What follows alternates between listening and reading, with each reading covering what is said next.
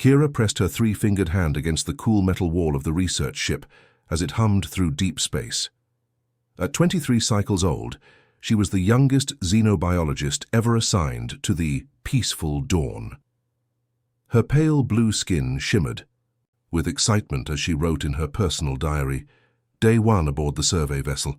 I can hardly believe they chose me for this mission.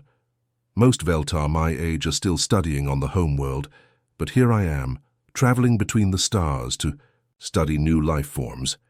Kira's species had always been peaceful. For thousands of years, the Veltar had lived on their quiet planet, eating fruits and plants, never needing to hunt or fight.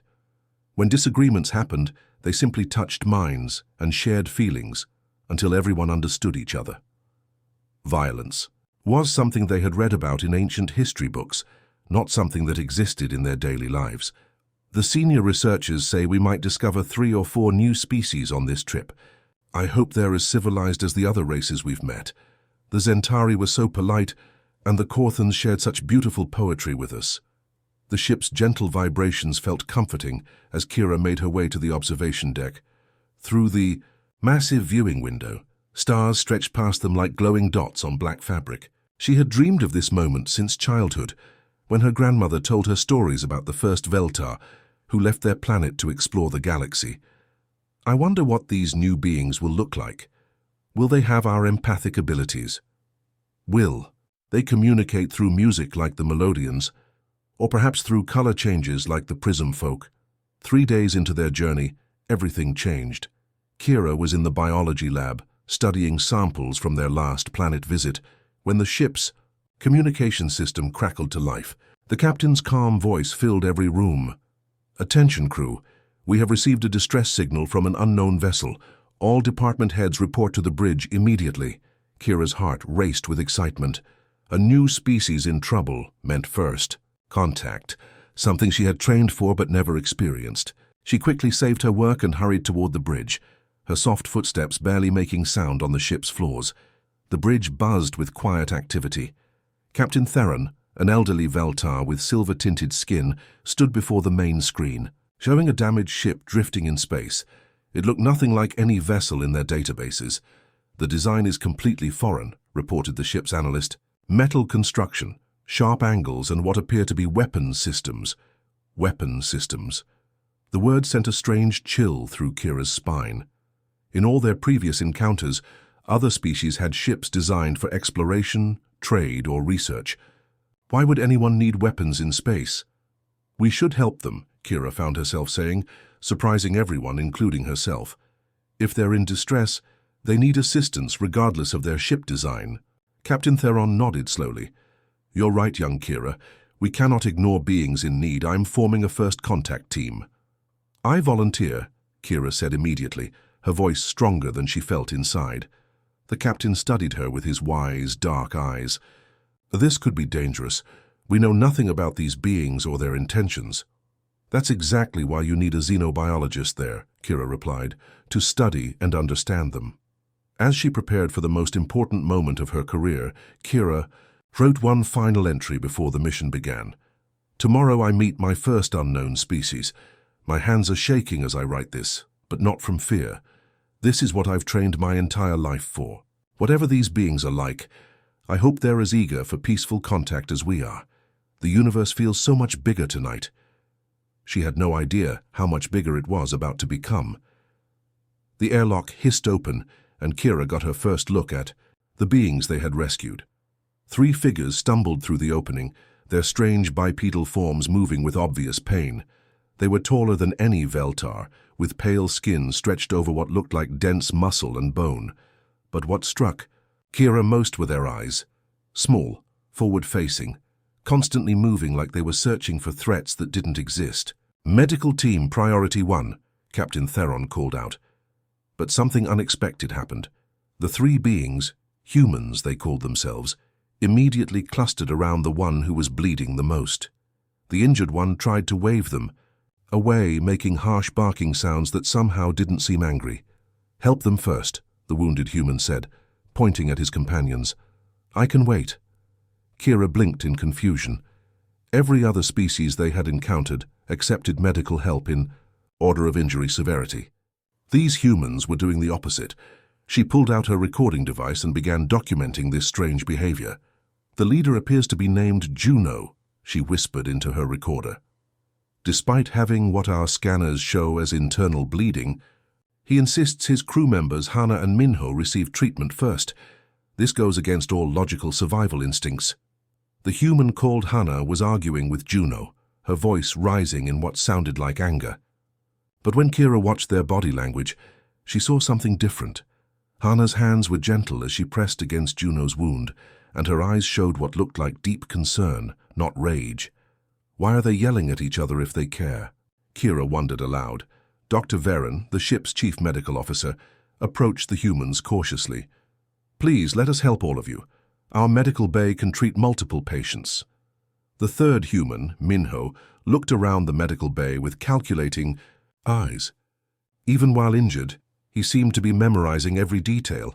The location of exits, the arrangement of equipment, the number of Veltar present. It made Kira's skin prickle with unease. "Your technology," Minho said, his voice rough but curious. "These healing devices, how do they work?" As Dr. Varen began treating their wounds, Kira noticed more strange behaviors. The humans never fully relaxed, even when receiving medical care. Juno's eyes continued scanning the room, and when a young Veltar assistant dropped a medical tool, all three humans instantly turned toward the sound with frightening speed. "Thank you," Juno said once their immediate injuries were treated. His voice carried genuine gratitude, but Kira noticed he positioned himself between his crew and the Veltar medical team. "Your ship saved our lives. We owe you a debt." "No debt necessary," Captain Theron replied warmly. "We help all beings in distress." Something flickered across Juno's face at those words. He glanced around the medical bay again, this time with different eyes. Kira realized he was assessing not just their defenses, but their vulnerabilities. The thought should have terrified her, but instead she found herself fascinated by the complexity of his thinking. "Your vessel," Juno continued, "it's beautiful. Built for research, not conflict. How many crew members do you carry?" The question sounded casual, but Kira caught the tactical undertone. This human was gathering intelligence, even while expressing gratitude. Her training told her to be worried, but something deeper made her want to understand why his mind worked.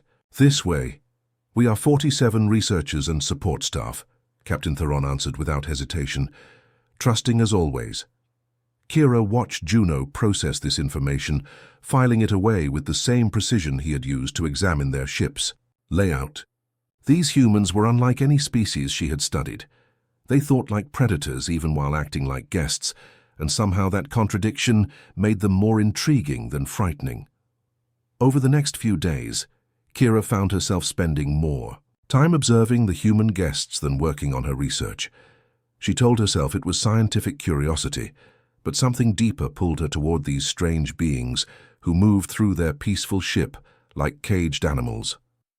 Juno fascinated her most. Even during simple conversations in the dining hall, his eyes never stopped moving. While talking to Captain Theron about stellar navigation, Juno would glance at the entrances, note which crew members were present, and somehow track 3 different conversations happening around them. It was like watching someone play a game where everyone else didn't know the rules. "His awareness is incredible," Kira wrote in her diary.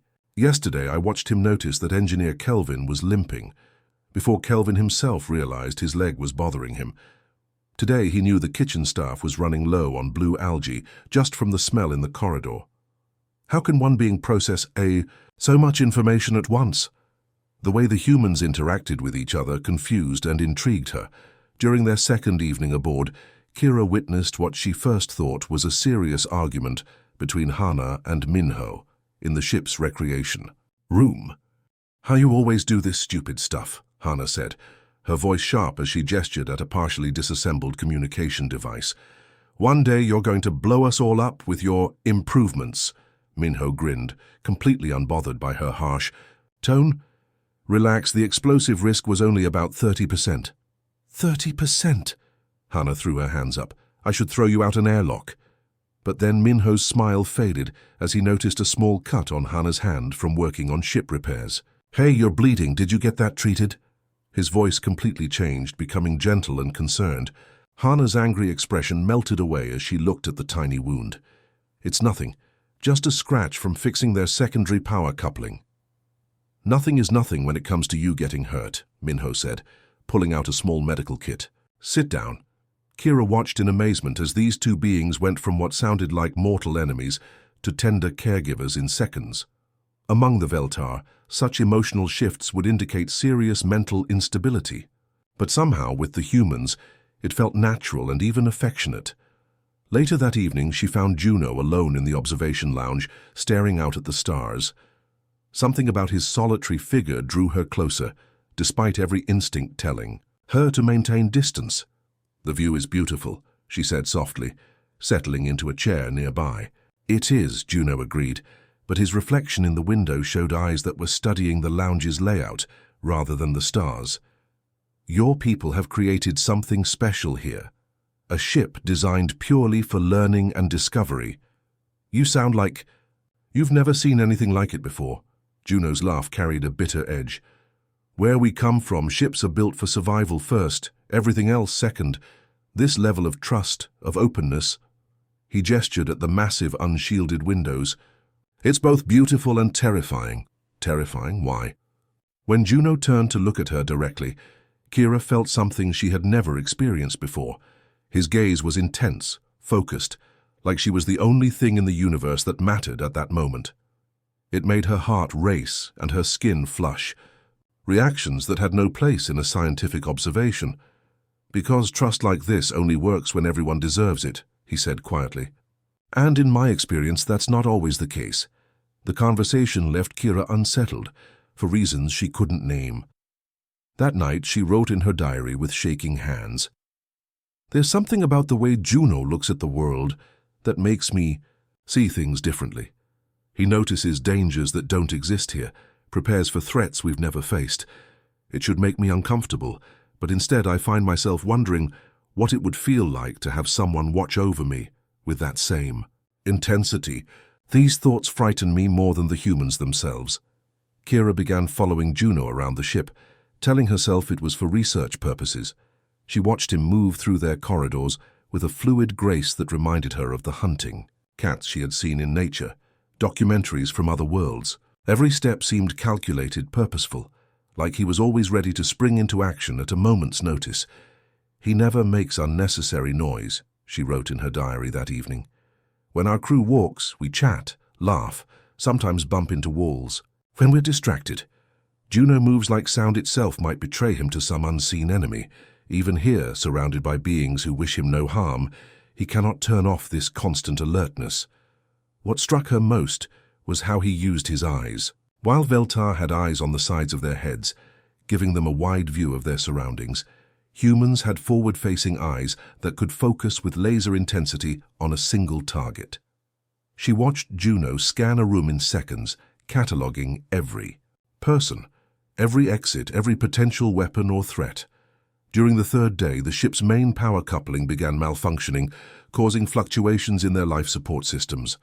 The engineering team was struggling with the complex repairs when Juno quietly approached Chief Engineer Talvin. "May I help?" he asked, his voice respectful but confident. Talvin looked skeptical. "This is Veltar technology. I doubt you understand. Our systems. Energy flow is universal," Juno replied simply. "Mind if I take a look?" Kira positioned herself where she could observe as Juno knelt beside the power coupling. His large hands, which she had noticed could form fists that looked capable of breaking bones, became incredibly gentle as they worked with the delicate components. He traced circuits with the same careful touch she had seen him use when checking his crew members for injuries. "Here's your problem," Juno said after only a few minutes. "This junction is creating a feedback loop. If you reroute the secondary power flow through this pathway instead..." His explanation was clear and accurate. Within an hour, the power fluctuations stopped completely. Talvin stared at the human with newfound respect. "How did you see that? So quickly? Our diagnostic equipment missed it entirely." Juno shrugged, a gesture Kira found oddly endearing. "Sometimes an outside perspective helps. Your technology is beautiful, by the way. Elegant, Our stuff works, but it's built for durability under stress, not efficiency. After he left, Kira lingered in the engineering section, thinking about what she had witnessed. This being who moved like a predator, who saw threats everywhere, had just spent 3 hours patiently helping their crew solve a problem that wasn't even his responsibility. That evening, she found herself in the ship's small garden, a peaceful space filled with plants from various worlds. She was surprised to discover Juno there, sitting quietly among the flowering vines, his usually alert posture relaxed for once. "I hope you don't mind," he said when he noticed her. "This place reminds me of home." "You have gardens on your world. My grandmother did." His voice carried a warmth she hadn't heard before. "She taught me that growing things requires the same patience as protecting them. Both need careful attention and gentle hands." Kira sat down across from him, studying his face in the soft garden lighting. "You're not what I expected when we first rescued you." "What did you expect? Someone more dangerous, I suppose, the way you move, the way you watch everything. But then I see you helping our engineers or sitting peacefully in our garden, and I realize you're far more complex than I understood." Juno's expression grew thoughtful. "Danger and gentleness aren't opposites where I come from. The most dangerous people I know are also the most protective. They have to be." "I don't understand." "To protect something precious, you have to be willing to face what threatens it. That requires a certain kind of strength, a willingness to do hard things when necessary. But that same strength means nothing if you don't have something worth protecting." Kira felt her heart racing again. That strange mix of fear and attraction she was beginning to associate with Juno's presence. "What do you protect?" "My crew. My people. Anyone who can't protect themselves." He looked directly at her. "Your people, if they needed it." The simple sincerity in his voice made something flutter in her chest. She was beginning to understand that what she had initially seen as predatory behavior was actually something else entirely. The constant vigilance of someone who had made himself responsible for others' safety. The accident happened on their 5th day aboard the ship. Minho was helping repair a damaged sensor array in one of the outer corridors when a power surge caused an explosion of sparks. Kira heard his cry of pain from 3 sections away, but by the time she reached the scene, Juno and Hana were already there. What she witnessed changed everything she thought she knew about human nature. Minho was on the ground, his arm badly burned, unconscious from hitting his head on the metal bulkhead. The moment Juno saw his injured crew member, something fundamental shifted in his entire being.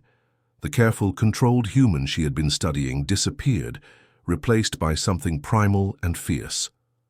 "Hana, get the med kit." "Now." Juno's voice carried an authority that made even the Veltar crew members instinctively step back. He knelt beside Minho, his hands moving with practiced efficiency to check for injuries. "Minho, can you hear me? Come on, wake up." Hana appeared with their medical supplies faster than Kira thought possible. Her usual easy smile was gone, replaced by a focused intensity that made her look dangerous despite her smaller size. "How bad is it?" "Second-degree burns on his arm, possible concussion. He's breathing fine." Juno's voice was steady, but Kira noticed his hands shaking slightly as he treated Minho's wounds. "We need to get him to your medical bay. Dr. Varen approached cautiously. "Of course, we'll take excellent care of him." That's when Kira saw something that made her understand these beings on a completely different level. Both Juno and Hana positioned themselves protectively around their unconscious friend, their bodies tense and ready to fight anyone who might pose a threat. Even the medical team trying to help. "We go with him," Hana said, her tone leaving no room for argument. It wasn't a request. "That's not usually how we—" Dr. Varen began. "We go with him," Juno repeated, his voice carrying a quiet menace that made several Veltar take an involuntary step backward. "Everywhere he goes, we go." Kira watched in fascination as the 2 humans flanked Minho's floating stretcher like guards, their eyes constantly scanning for threats that didn't exist on their peaceful ship.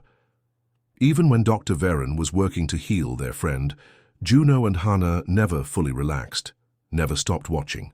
"Your medical technology is impressive," Juno said to Dr. Varen, but his eyes never left Minho's face. "How long until he's conscious?" The healing accelerator should have him awake within the hour. The burns will take longer to fully heal. Hana moved closer to Minho's bedside, her hand gently touching his uninjured arm. "He hates medical bays," she said softly. "Always has, ever since we were kids. He's going to be scared when he wakes up in a strange place." The tenderness in her voice surprised Kira. This was the same person who had looked ready to fight the entire medical staff moments earlier, now speaking with the gentleness of a parent, soothing a child. When Minho finally opened his eyes, confused and disoriented, both Juno and Hana immediately moved closer. Their relief was so obvious, it made Kira's chest ache with an emotion she couldn't name. "Hey there, Sleeping Beauty," Hana said, her voice bright, but her eyes still worried. "You decided to take a nap in the middle of repairs. Did I break anything important?" Minho asked weakly, trying to sit up. "Just yourself, you idiot," Juno replied, but his hand was gentle as he helped Minho settle back down. "The ship's fine. You're what matters." Kira recorded everything in her diary that night, but her scientific observations were mixed with personal thoughts she didn't fully understand. "Today I witnessed something I've never seen before. Beings who would die for each other without question. When Minho was hurt, Juno and Hana became something beyond individual creatures. They became parts of a whole, united by bonds stronger than family ties. The way they protected each other, fought for each other, made me realize how alone I've always been. Among the Veltar, we care for our community, but this was different. This was personal, fierce, absolute. I found myself wondering what it would feel like to matter that much to someone, to be worth protecting with such intensity. The thought both thrills and terrifies me. The attack came without warning on their 7th day together. Kira was in the biology lab when the ship's alarms began blaring, a sound she had only heard during safety drills. Through the laboratory's viewport, she saw 3 dark vessels approaching fast, their hulls covered in weapon arrays that looked nothing like the peaceful ships she knew. "All crew to emergency stations," Captain Theron's voice crackled over the communication system, but Kira could hear the confusion in his tone. The Veltar had protocols for equipment failures and natural disasters, but not for this. The moment the first enemy ship opened fire, everything changed aboard the peaceful Dawn. The Veltar crew, with their empathic abilities, were suddenly overwhelmed by the violent intentions radiating from the attacking pirates. Kira felt it too, a crushing wave of malicious hunger, greed, and casual cruelty that made it hard to think or move. Around her, crew members were dropping to their knees, clutching their heads as the pirates' twisted emotions flooded their sensitive minds. Captain Theron was trying to give orders, but his voice kept breaking as he fought against the empathic assault. Then Kira heard running footsteps in the corridor, and everything shifted. Juno burst onto the bridge, followed closely by Hana and Minho. But these weren't the same humans she had been studying for the past week. Something had awakened in them, something that transformed them from interesting guests into something altogether more dangerous and magnificent. "Captain, I need command authorization for your defensive systems," Juno said, his voice cutting through the chaos with absolute authority. Gone was the polite guest who had thanked them for rescue. This was a commander who expected to be obeyed. "We don't have weapons," Captain Theron managed to say through his empathic distress.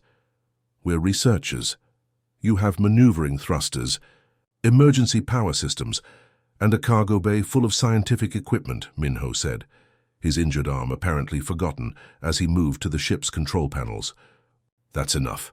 Hana was already sliding into the pilot's seat, her hands dancing across controls she shouldn't have understood. "Juno, I can give you maybe 3 minutes before they breach our hull. What do you need?" Kira watched in amazement. As the 3 humans became a perfectly coordinated unit, Juno began giving rapid orders while studying the tactical display, his mind processing information faster than their ship's computers. Minho was rerouting power systems and turning their scientific sensors into early warning devices. Hana's piloting made their research vessel dance through space like a fighter craft. "Kira," Juno called out, noticing her standing frozen in the doorway, "I need you to get your people to the center of the ship, away from the outer hulls. Can you do that?" His voice was gentle when he spoke to her. completely different from the sharp commands he was giving about shield rotations and power distribution. Even in the middle of a battle, he was protecting her feelings while asking for her help. "Yes," she managed to say, though her legs felt weak. As she helped guide her overwhelmed crew members to safety, Kira could hear the humans working behind her. Their coordination was beautiful and terrifying. They spoke in short, efficient phrases that somehow conveyed complex tactical information. "Incoming torpedo, starboard side. Rolling left, diverting power to rear shields. Got it. Minho, can you overload their sensors?" "Already working on it. Give me 30 seconds. The ship shuddered under enemy fire, but somehow Hana kept them moving, twisting through space in patterns that should have been impossible for a research vessel. Kira realized she wasn't just watching skilled individuals work together. She was seeing predators coordinate a hunt, but instead of hunting prey, they were hunting the hunters who threatened her people. When the pirates' ships finally retreated, damaged and confused by tactics they hadn't expected from what should have been helpless victims, Kira found herself staring at the three humans with a mixture of awe and something deeper. They had fought not for glory or conquest, but to protect beings they barely knew. They had risked their lives for strangers, transforming from guests into guardians in the space of heartbeats. "Is everyone safe?" was the first thing Juno asked when the immediate danger passed. His concern focused entirely on the Veltar crew rather than celebrating their victory. That night, Kira sat in her quarters, staring at her diary, unable to find words for what she had witnessed. Her hands trembled as she finally began to write. "I have seen something today that challenges everything I thought I knew about right and wrong, about violence and protection.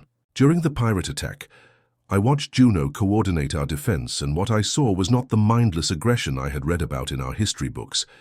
It was something far more complex and terrifyingly beautiful." She paused, remembering the moment when one of the pirate vessels had been disabled and was drifting helplessly. Their weapons were offline, their crew sending distress signals. Any reasonable person would have left them alone at that point. When the first pirate ship was crippled, I expected Juno to finish them off. That's what violence means to us, destruction without purpose or mercy. But instead, he opened a communication channel to them. His voice was calm, steady, completely in control. She could still hear his words. "This is Captain Juno of the research vessel. Peaceful dawn. Your weapons are disabled and your engines are offline. Surrender now and we'll provide medical assistance. Continue fighting and we'll disable your life support." The pirates chose to surrender, and Juno kept his word. He had Minho help them stabilize their failing life support systems, even sent over medical supplies for their injured crew. This man who had just outfought 3 ships somehow found compassion for his defeated enemies. But it was what happened with the second pirate vessel that truly shook her understanding of human nature. That ship's captain had pretended to surrender, then tried to ram their research vessel in a final desperate attack. Kira had watched Juno's face during those crucial seconds when he realized the deception.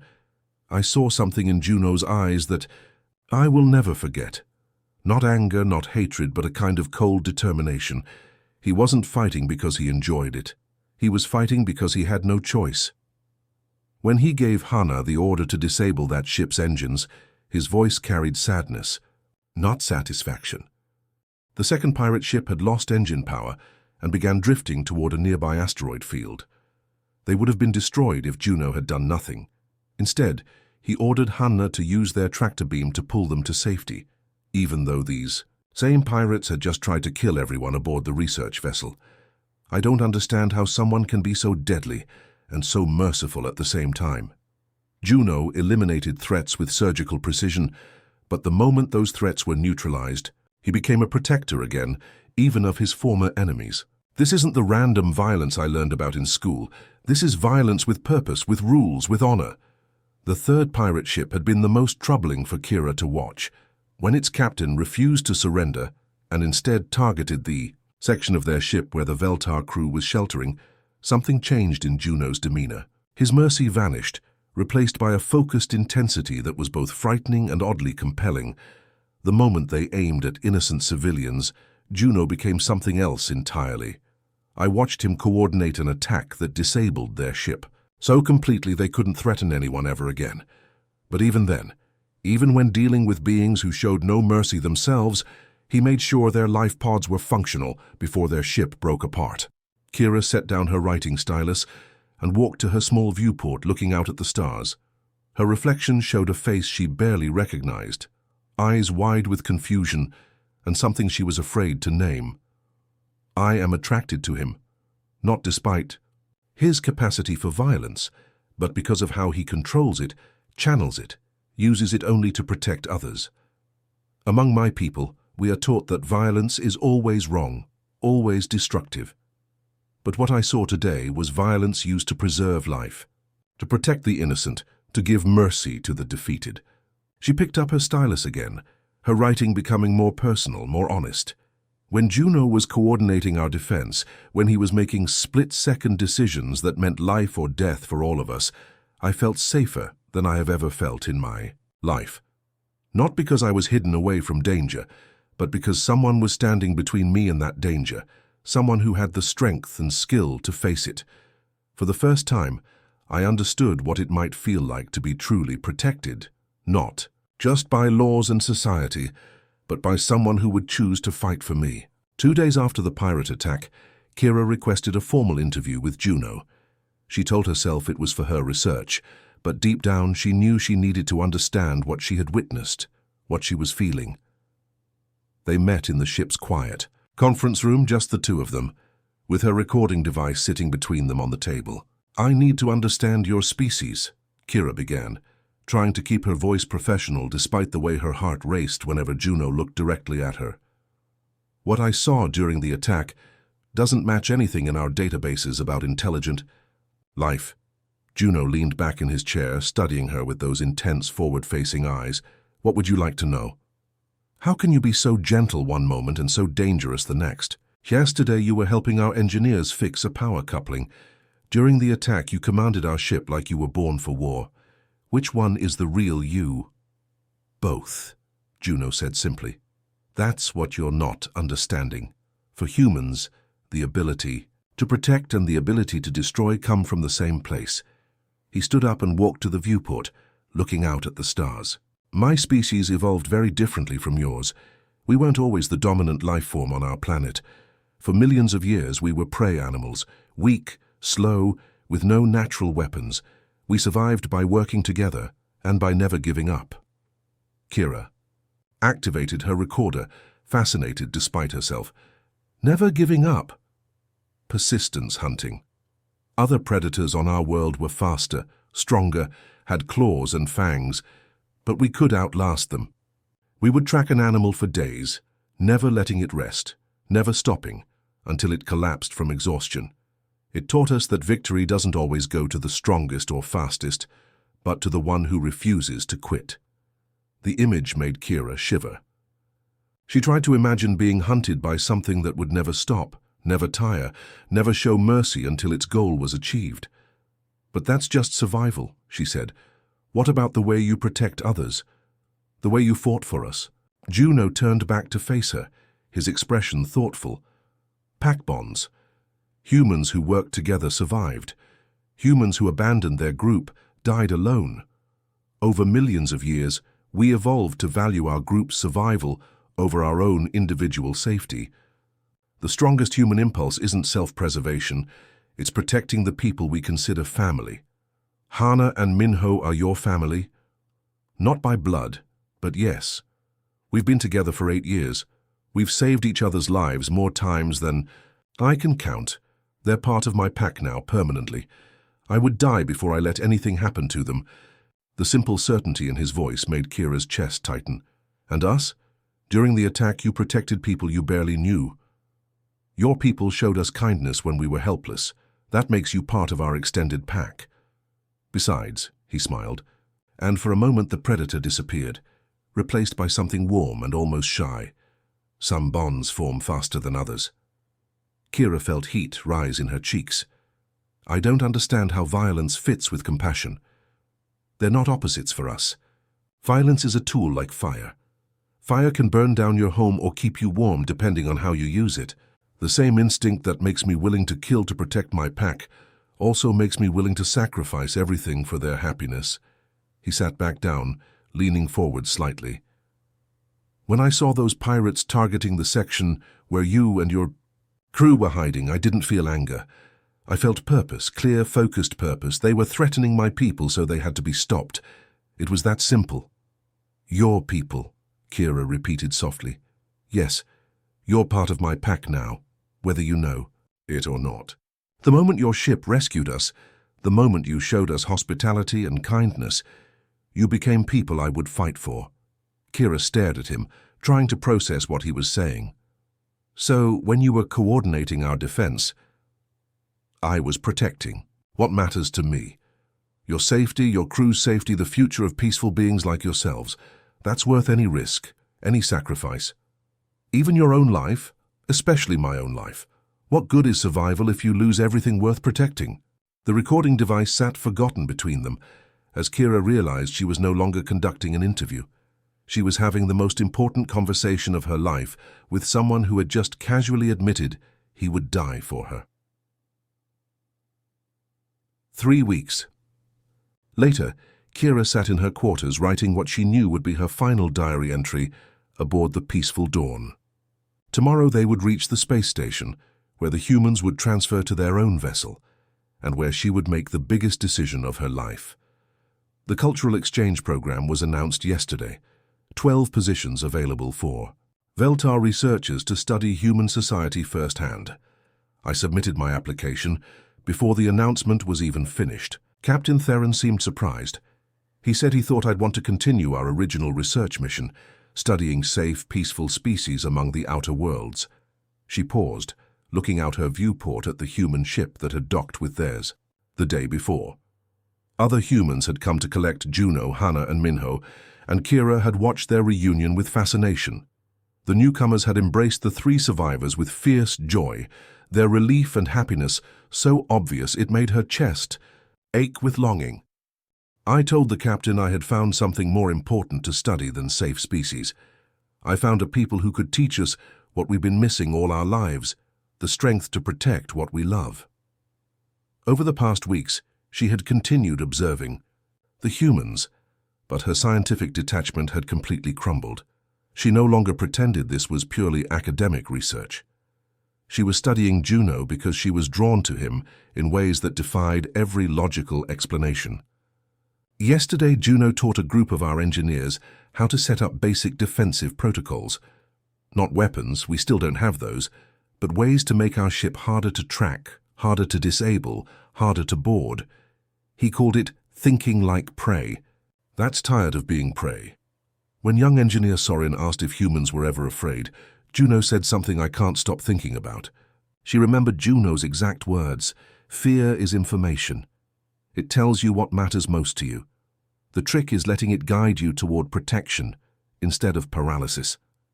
I realized he was describing exactly what I've been feeling. Terror and attraction, both pointing toward the same truth, that I want to be close to someone strong enough to stand between me and the dangers in the universe. That afternoon, she had found Juno in the garden again, tending to a small plant he had grown from seeds in his emergency kit. His hands were gentle with the delicate leaves, the same hands she had seen coordinate their ship's defense with lethal precision. I told him about the exchange program, about my application. He seemed pleased but not surprised. He said he had hoped I would want to learn more about his people. Then he asked me something that made my heart stop. "Are you interested in studying humans in general, or one human in particular?" She had been too flustered to answer directly, but Juno's gentle smile told her he understood anyway. He had reached out and touched her hand, the first time he had ever initiated physical contact with her. His skin was warm, slightly rough. From years of work and fighting, completely different from the soft hands of her own people. I've been thinking about that touch for hours, such a simple gesture, but it felt like a promise of protection, of belonging, of being valued enough to fight for. The door chimed and she looked up to see Juno standing in her doorway, holding a small potted plant, the one he'd been growing in the garden. "A goodbye gift," he said, stepping into her quarters. "Though I hope it's more of a See you soon, gift. The exchange program approval could take months, Kira said, accepting the plant with trembling hands. Then I'll wait months, however long it takes. His voice carried the same certainty she had heard when he spoke about protecting his crew. Some things are worth waiting for. Kira set the plant on her desk and picked up her stylus for the final time. He's going to wait for me. This being who could have anyone, who could go anywhere in the galaxy, who belongs to a species that can face any danger and overcome any obstacle. He's going to wait for me. And I finally understand why I'm so drawn to him, why the thought of humans both terrifies and thrills me. She looked at Juno, who was quietly examining her collection of research specimens, giving her space to finish writing. We Veltar have spent millennia avoiding conflict, choosing peace over strength, safety over growth. We are gentle, empathic, civilized. But we are also helpless when real danger comes. Humans represent everything we could become if we learned to fight for our values instead of simply hoping everyone else will respect them. Juno doesn't just protect what he loves, he makes it possible for gentle things to exist in a universe that isn't always gentle. She set down her stylus and closed her diary.